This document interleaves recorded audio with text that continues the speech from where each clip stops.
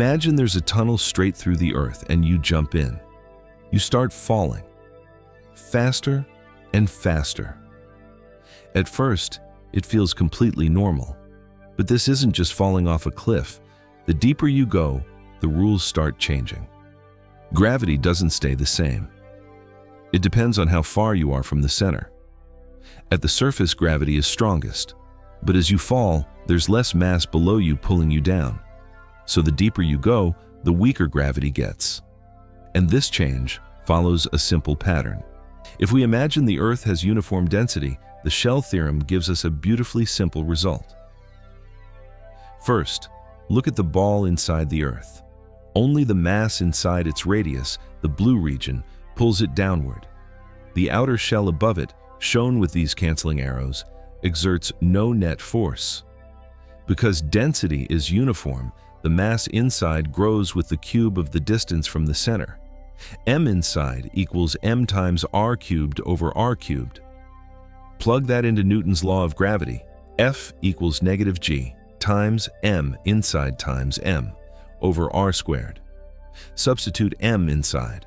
Notice the r squared cancels, leaving F equals negative gmm over r cubed times r.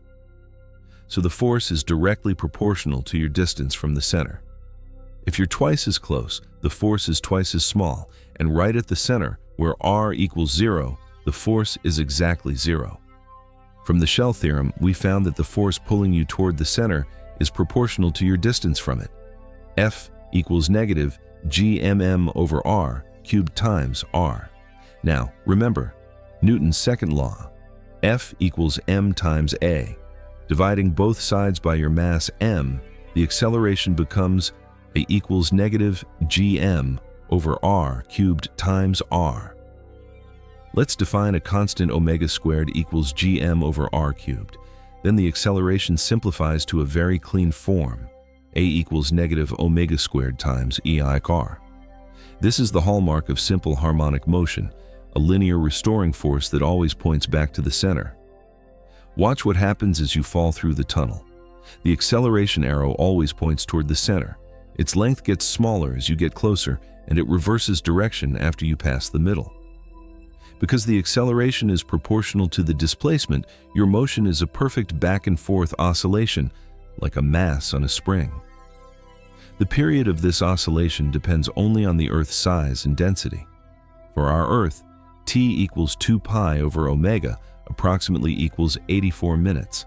That means a one-way trip from surface to center takes only about 21 minutes, no matter where you start. We now have the acceleration as a function of position. A equals minus omega squared times x. In calculus, acceleration is the second derivative of position with respect to time. This is the classic equation of simple harmonic motion, a linear restoring force that always pulls back toward the center. The solution to this equation is a cosine wave.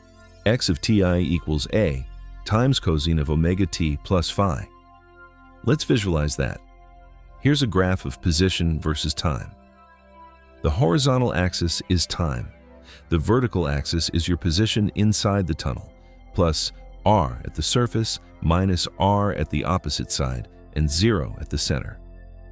As time runs forward, the dot traces out a smooth cosine wave.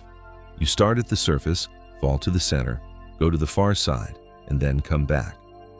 One complete round trip from one surface to the other and back takes exactly 1 period. The period depends only on omega. T equals 2 pi over omega. For the real Earth, it is 84 minutes. So, let's quickly recap what we've learned. First, inside a uniform Earth, gravity weakens linearly with depth. Second, the Shell theorem tells us that only the mass inside your current radius pulls you inward. Third, the motion is simple harmonic, a perfect cosine wave, xt equals a cosine omega t. Fourth, a full round trip from one side to the other and back takes about 84 minutes. Of course, this is all a thought experiment. In reality, you would burn up from the extreme heat and pressure. Air resistance would quickly stop you. Earth's density isn't uniform, it's much denser at the core. and the Coriolis effect would send you slamming into the tunnel walls. So please, don't try this at home. Thanks for watching. If you'd like to see more videos like this, subscribe and ring the bell. See you next time.